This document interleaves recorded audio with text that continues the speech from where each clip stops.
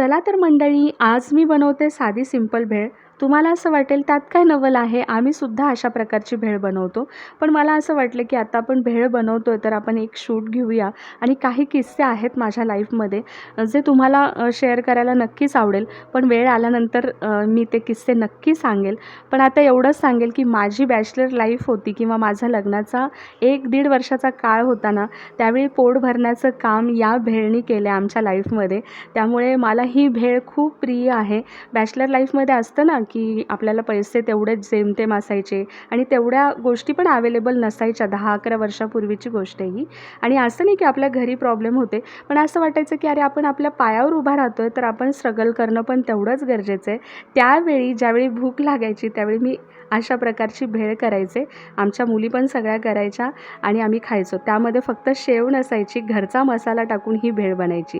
चला या खायला. Bye bye.